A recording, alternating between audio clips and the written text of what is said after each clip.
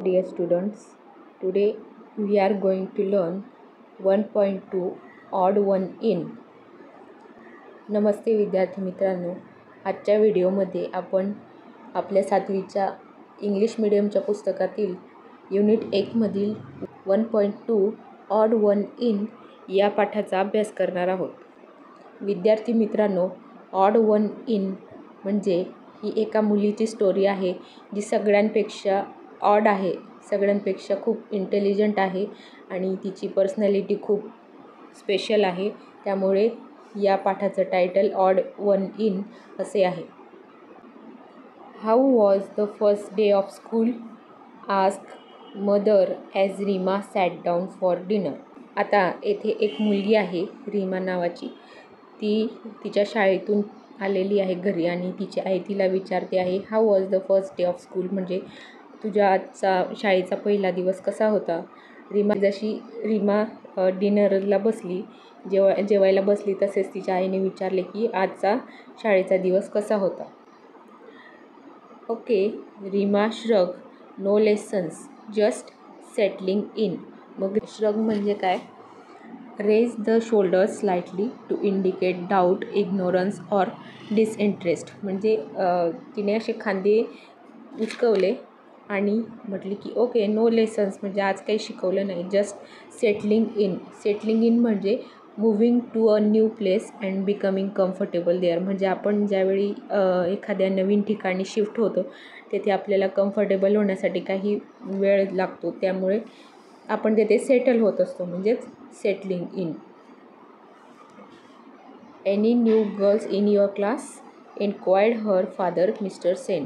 मग आता रीमाचे वडील कोण होते? मिस्टर सेन. त्यांनी तिला काय विचारलं की तुझ्या क्लासमध्ये कोणी नवीन मुली आल्या आहेत का?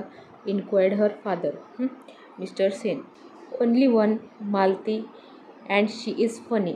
म्हणजे एक मुलगी, नवीन मुलगी आलेली जिचं नाव मालती आहे आणि ती खूपच फनी आहे, गमतीशीर आहे ती. Grimace Reema as she help herself to the salad. म्हणजे ती जेवता जेवता ती बोलते आहे आणि तिने स्वतःला सॅलड वाढता ती ग्रिमेस्ड म्हणजे काय? Made an ugly expression with the face to show pain, disgust etcetera. म्हणजे तिने जेवता जेवता स्वतःला सॅलड वाढून घेता ती बोलली की only one Malati and she is funny. म्हणजे तिला ती मालती बहुतेक आवडत नव्हती, अशा भावनेने ती बोलली. ग्रिमेस म्हणजे तिला काही तिच्यात इंटरेस्ट नव्हता, म्हणजे अगली एक्सप्रेशन तिने दिले होते. Why do you say that? Ask mister Sen. मग तिच्या वडिलांनी विचारलं की तू असं का म्हणते आहेत?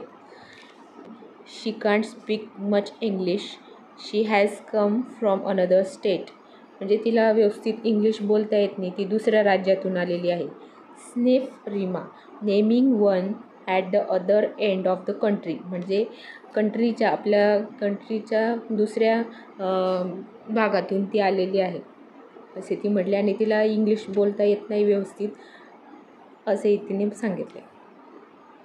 ओ, children from that state are suppose to be clever, they are specially good at maths, said mister Sen quietly.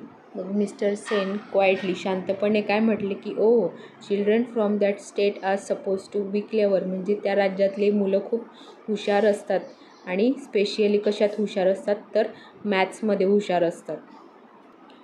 Well, this one does not seem smart at all, oily hair, bindi and all.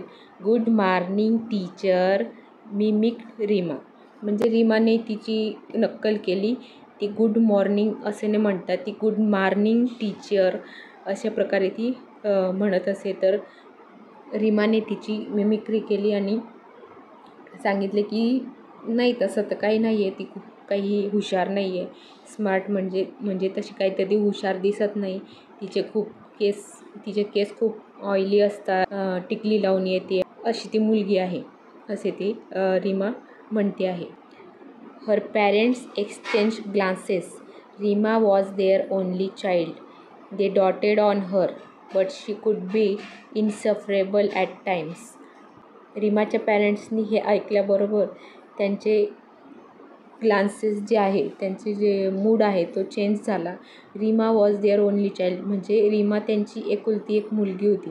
ती एकुलती एक असल्यामुळे ती खूप लाडावलेली होती आणि म्हणजे ती खूप रागीट, उद्धट आणि बेफिकीर होती.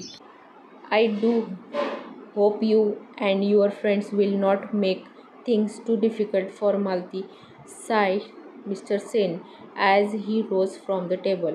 म्हणजे जसे मिस्टर सेन जेवण करून टेबलावरून उठत होते त्यावेळेस त्यांनी मालतीला साय म्हणजे उसासा टाकत सांगितले की I hope you and your friends will not make things difficult for Malati. म्हणजे मला आशा आहे की तू आणि तुझ्या मैत्रिणी मिळून तिला त्रास देणार नाहीत, अशी मला अपेक्षा आहे.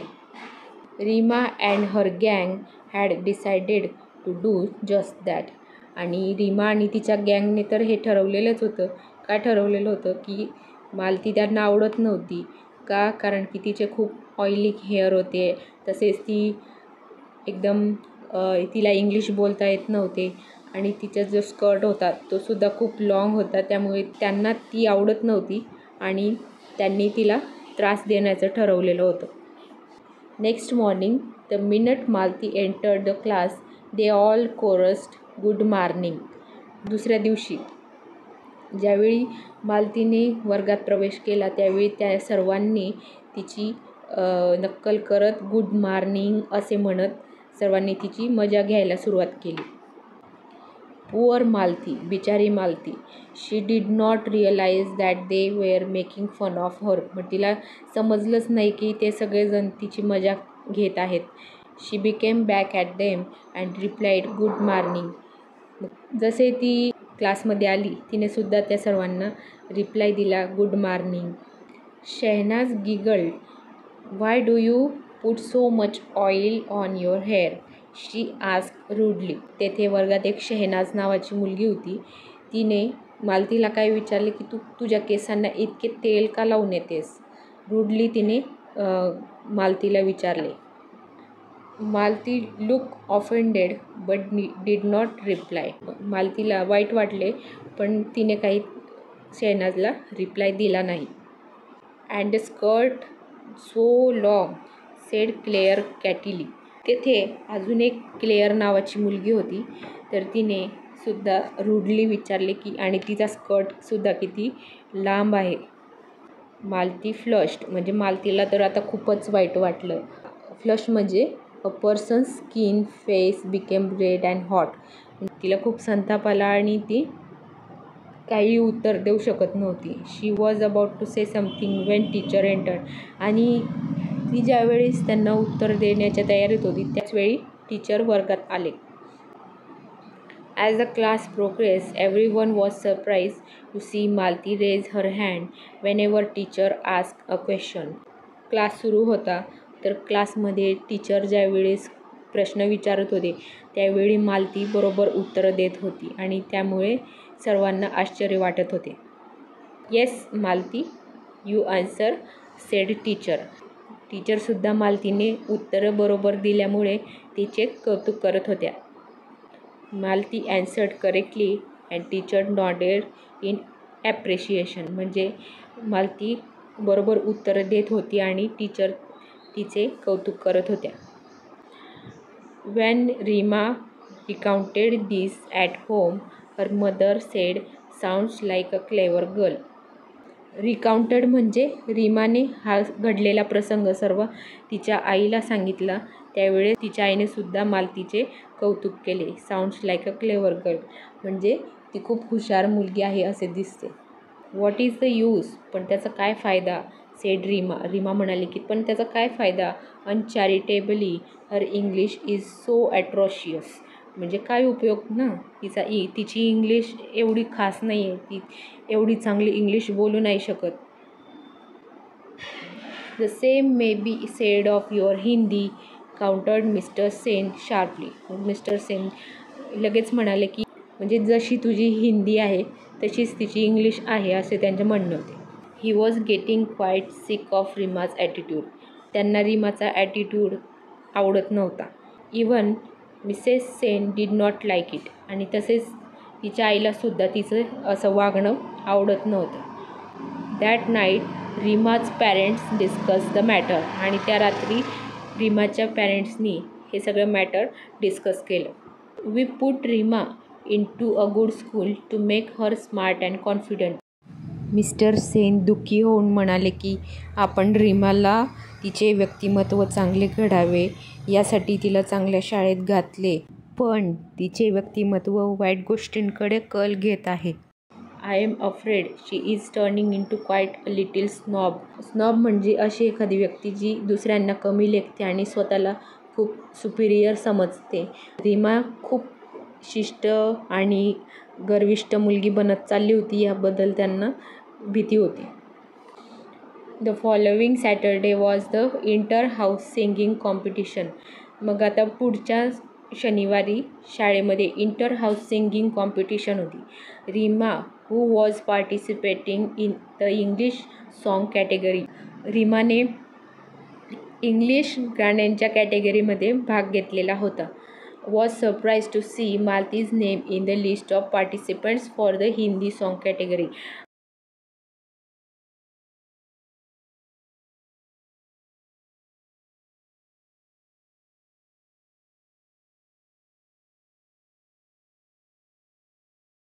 Oily plate sings also, she said snidely to Claire.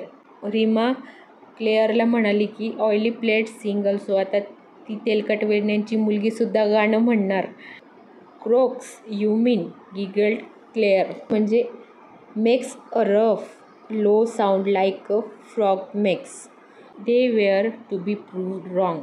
मग त्यांचे जे हे संभाषण आहे, त्यांचे जे विचार आहे ते चुकीचे ठरले. Malati sang beautifully.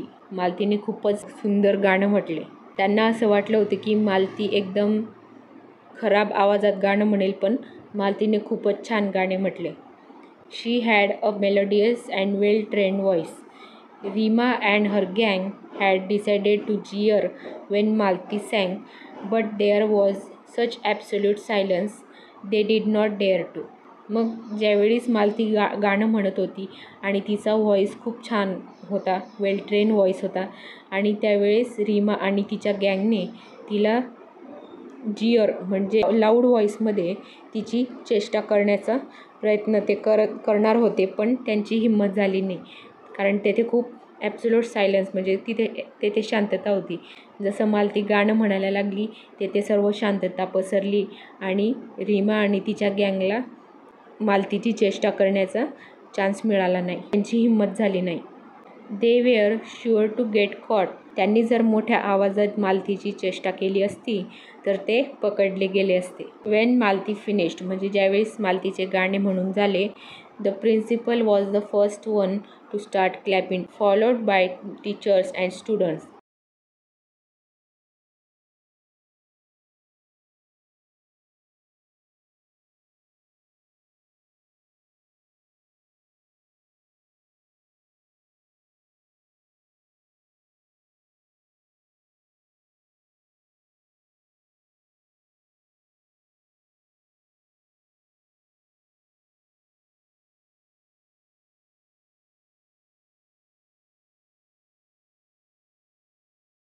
No one was surprise when Malati won the first price.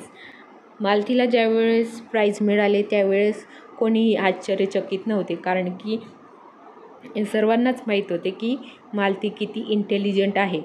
Reema did come first in her category. मग रीमासुद्धा तिच्या कॅटेगरीमध्ये फर्स्ट आलेली होती. Somehow she felt no joy. ती तिच्या कॅटेगरीमध्ये फर्स्ट आलेली होती तरीसुद्धा तिला आनंद होत नव्हता. का तर मालतीला फर्स्ट प्राईज मिळाले होते म्हणून तिला आनंद होत नव्हता.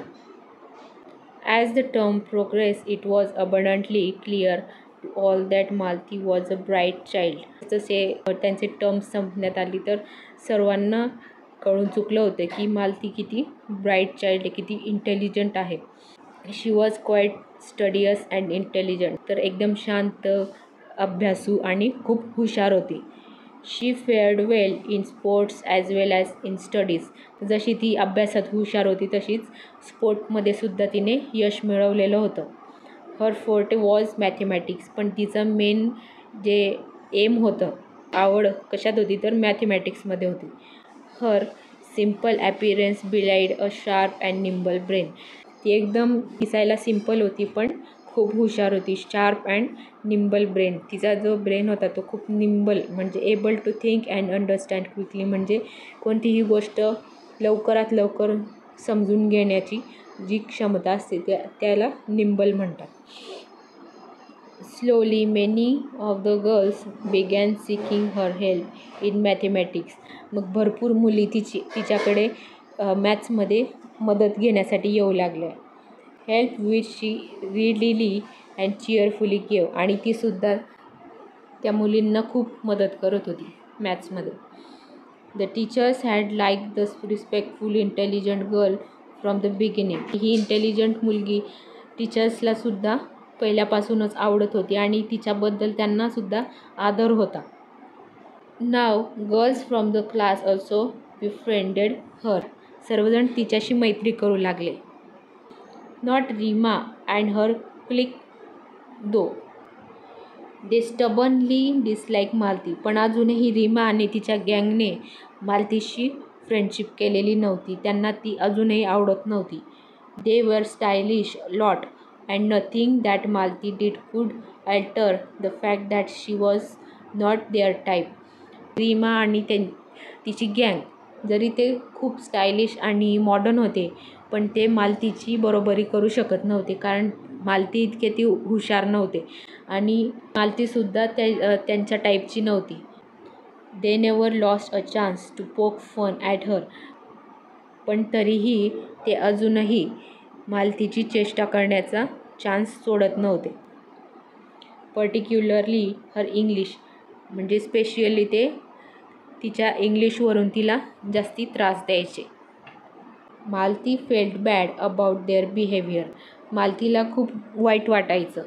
One day she was on the verge of tears when Reema mocked at her mercilessly because she said ask instead of ask. मग एक दिवशी काय झालं, मालती आस्कच्या ऐवजी आस्क असे म्हटली. त्यामुळे रीमाने तिला मर्सिलेसली खूप तिला निर्दयीपणे बोलली आणि त्यामुळे मालतीला खूप वाईट वाटायला लागली. वर्ज ऑफ टीअर्स म्हणजे ती खूप रडायला लागली आणि तिला खूपच वाईट वाटले. Her voice trembling Malati said I know my English is weak. Yours is good. Please will you help me to improve it. जरी तिला वाईट वाटलं होतं तरी तिने रीमाकडे मदत मागण्याचा प्रयत्न केला की माझी इंग्लिश एवढी चांगली नाही आहे तर तू मला ती इम्प्रूव्ह करण्यासाठी मदत करशील का. I won't be able to help you my dear replied Reema with an exaggerated accent. की मी तुझी मदत करणार नाही my dear. Speaking proper English isn't easy for you countrified types. म्हणजे इंग्लिश बोलणं तुमच्यासारख्या खेड्यातल्या लोकांसाठी, खेड्यातल्या मुलींसाठी एवढं सोपं नाही आहे, अशी रीमा म्हणाली. Malti's face turn red. बिचारी मालती, तिला खूपच वाईट वाटले आणि तिचा चेहरा रागाने लाल झाला. She wanted to retort but could not find the right words. मालतीलासुद्धा रीमाला उत्तर द्यायचे होते पण तिला योग्य शब्द सापडले नाहीत. She burst into tears and ran off. ती खूपच वाईट वाटले आणि तिच्या भावनांचा स्फोट झाला आणि ती खूप रडायला लागली आणि तिथून पळून गेली, तिथून निघून गेली. That was horrid Reema said Shahnaz. म्हणजे तू हे चांगलं नाही केलंस रीमा. रीमालासुद्धा आश्चर्य वाटले. Yes agreed Neha and Claire roundly. Neha आणि क्लेअरने सुद्धा शहनाजला सहमती दाखवली. Her own friends had turn against her. तिचे स्वतःचेच मित्रमैत्रिणी तिच्या अगेन्स्ट झालेले होते हे पाहून तिला खूपच आश्चर्य वाटले. She walk off in a huff. तीसुद्धा निराश होऊन तेथून निघून गेली. Mrs Sen found her subdued over lunch but decided to not to ask anything. मग रीमा ज्या वेळेस शाळेतून घरी आली तर ती तिच्या आईला अशी शांत आणि वेगळीच वाटत होती पण तरीही तिच्या आईने तिला काही विचारले नाही. Reema knew that she had behave very badly. तिला रीमाला सुद्धा कळून चुकलं होतं की ती एकदम वाईट पद्धतीने मालतीशी वागलेली होती. She was too proud to admit it even to herself. तिचा जो अहंकार होता त्यामुळे ती स्वतःला सुद्धा मान्य करू शकत नव्हती, पण तिला हे माहीत होतं की ती खूप वाईटपणे वागलेली आहे. This is an extract from the story odd one in. Can you imagine what happen next in this story of Reema and Malati? Try to complete the story on your own or by discussing it with your friends. तर विद्यार्थी मित्रांनो, आता तुम्ही ही गोष्ट ऐकलेलीच असेल. आता पुढे काय झाले असेल मालती आणि रीमाच्या स्टोरीमध्ये हे तुम्हाला इमॅजिन करायचे आहे आणि तुमच्या फ्रेंड्ससोबत डिस्कस करायचे आहे. English workshop. Read aloud the conversation in the story turn by turn. तर स्टोरीमधलं जे कन्व्हर्सेशन आहे ते तुम्हाला टर्न बाय टर्न रीड करायचं आहे. Write about Malti and Reema using the following points. तर पुढील पॉईंट्स यूज करून तुम्हाला मालती आणि रीमाबद्दल लिहायचं आहे. म्हणजे मालतीचा ॲपियरन्स कसा होता आणि रीमाचा ॲपियरन्स कसा होता याबद्दल लिहायचं आहे. तसेच मालती स्टडीमध्ये कशी होती आणि रीमा स्टडीमध्ये कशी होती यासुद्धा तुम्हाला लिहायचं असेल. दोन्ही सिंगिंग, ॲटिट्यूड, दोघांचा ॲटिट्यूड कसा होता, त्यांचे वीक पॉईंट काय होते याबद्दल लिहायचं आहे. Use details from the story and your on imagination Wien you write the about description. तर उत्तर लिहिताना स्टोरीमधले डिटेल्स यूज करायचे आहे. स्वतः इमॅजिन करून तुम्हाला ते लिहायचं आहे.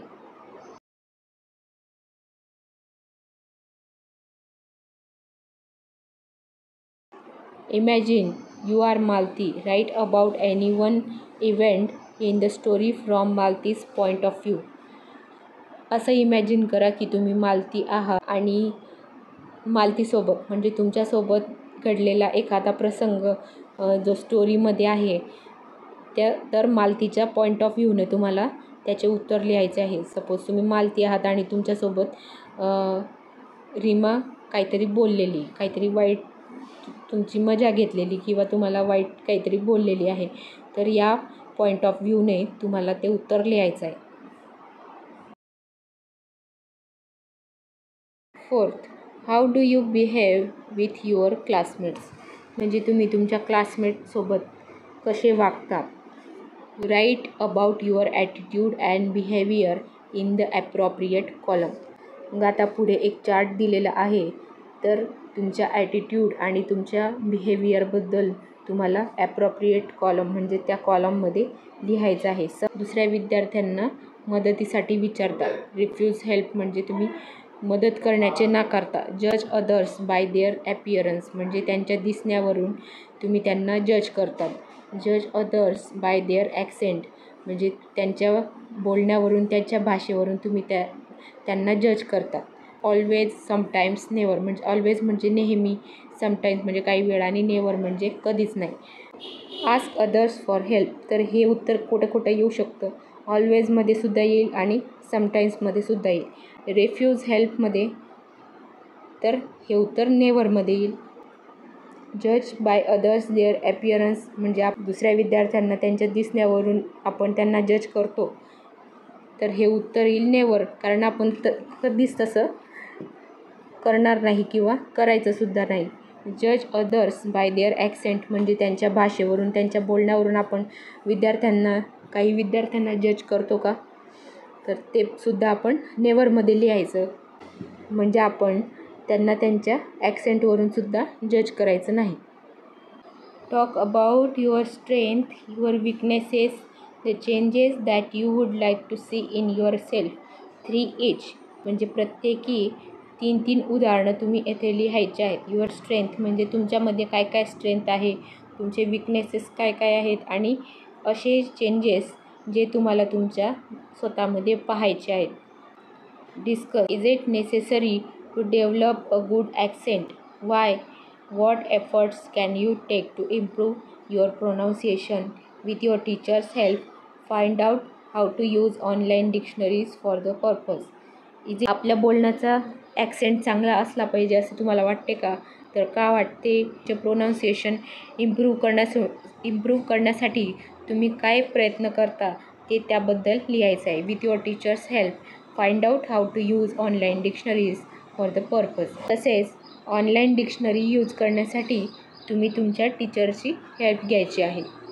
List all the adverbs that end with ly from the passage. आता पॅसेजमधून आपल्याला काही ॲडवर्ब्स फाइंड आउट करायचे आहेत ज्यांचं एंडिंग काय आहे ly. तर याचे उत्तर काय येईल? Snidely, beautifully, abundantly, slowly, readily, cheerfully, stubbornly, particularly, mercilessly, roundly, badly. Language study. Types of nouns. You know that a noun is a word used as the name of a person, place or thing. आता इथे आपल्याला types of nouns म्हणजे नामाचे प्रकार याचा अभ्यास करायचा आहे. Noun म्हणजे काय? तर नाम, आणि नाम म्हणजे नाव. कोणत्याही पर्सन, प्लेस ऑर थिंग, कोणत्याही व्यक्तीचे किंवा ठिकाणाचे किंवा वस्तूचे जे नाव असते त्याला आपण नाउन म्हणतो. The names given to particular person, place, animals are proper nouns. त्या व्यक्तीला, त्या ठिकाणाला किंवा त्या वस्तूला जे काही नाव दिलेलं असतं त्याला प्रॉपर नाउन असे म्हणतात. And the rest are common nouns. आणि उरलेले काय असतात? तर कॉमन नाउन असतात, म्हणजे सामान्य नाम असतात. For example, Riya is a proper noun because it is a name of a particular person. आता रिया हे एका मुलीचं नाव आहे. पर्टिक्युलर म्हणजे ठराविक एका व्यक्तीचं नाव आहे रिया, तर ते प्रॉपर नाउन आहे. परंतु गर्ल म्हणजे मुलगी हे काय आहे? कॉमन नाउन आहे. As it is not the name of a particular person. आता गर्ल तर सर्वच असतात आहे ना, पण प्रत्येक मुलीचं नाव रिया असतं का? तर नाही. प्रत्येक मुलीचं नाव हे वेगवेगळं असतं. Riya, Neha, Nikita. Ahmednagar is a proper noun because it is a name of particular place. Town is a common noun because it is not the name of a particular place. तर अहमदनगर हे एका पर्टिक्युलर प्लेसचं नाव आहे म्हणून ते प्रॉपर नाउन आहे. तसेच टाउन हे common noun आहे, कारण की टाउन म्हणजे काय? शहर. मुंबई हे काय आहे? एक शहर आहे. तर मुंबई हे काय आहे? प्रॉपर नाउन आहे. तर शहर हे काय आहे? कॉमन नाउन आहे. Nouns. Common nouns, proper noun. Girl, boy, town, river, table, pencil, bag, road etcetera हे सर्व काय आहेत? कॉमन नाउन्स आहेत, म्हणजे सामान्य नाम आहेत जे कॉमन आहेत, म्हणजे जे सगळीकडे यूज केले जाते. आता गर्ल हे काय आहे? सर्व मुलींसाठी गर्ल हा शब्द वापरला जातो. तसेच सर्व मुलांसाठी बॉय हा शब्द वापरला जातो. टाउन हा सर्व शहरांसाठी, रिव्हर सर्व नद्यांसाठी वापरला जातो. पण संगीता काय आहे? हे प्रॉपर नाउन आहे. राहुल हे पण प्रॉपर नाउन आहे, कारण की सर्वच मुलांचे नाव राहुल हे नसते, तर एका पर्टिक्युलर पर्सनचे नाव आहे. लंडन हे काय आहे? एका पर्टिक्युलर प्लेसचं नाव आहे. तसेच नाशिकसुद्धा. सह्याद्री, प्रवरा हे काय आहे? एका पर्टिक्युलर रिव्हरचं नाव आहे, म्हणून ते प्रॉपर नाउन आहे. Write at least 5 common nouns and 5 proper nouns each. Proper nouns are always written with a capital letter in the beginning. Can you think of proper noun that include 2 or more words? How are they written? Find at least 10 such nouns. Example, सेवा hospital, the times of India. तर at least तुम्हाला 5 common nouns आणि 5 proper nouns लिहायचे आहेत. मग आता proper नाउनमध्ये 2 किंवा अधिक शब्द असू शकतात का? याबद्दल तुम्हाला लिहायचं आहे. हाऊ आर दे रिटन म्हणजे ते कसे लिहिले जातात. फाइंड ॲटलिस्ट 10 सच नाउन्स. मग असे ॲटलिस्ट तुम्हाला 10 नाउन्स शोधायचे आहेत. तर विद्यार्थी मित्रांनो, आजच्या व्हिडिओमध्ये आपण ऑड वन इन या पाठाचा अभ्यास केलेला आहे. तर या पाठातून आपल्याला काय शिकायला मिळते? त्यातून आपल्याला असे शिकायला मिळते की आपल्या वर्गात किंवा आपल्या सभोवताली ज्या व्यक्ती असतात, जे आपले फ्रेंड्स असतात, जे इतर विद्यार्थी असतात शाळेमध्ये, तर त्यांच्या ॲपिअरन्सवरून, त्यांच्या फक्त दिसण्यावरून किंवा त्यांच्या बोलण्यावरून आपण त्यांना कधीही जज करायचं नाही किंवा त्यांना कमी लेखायचं नाही.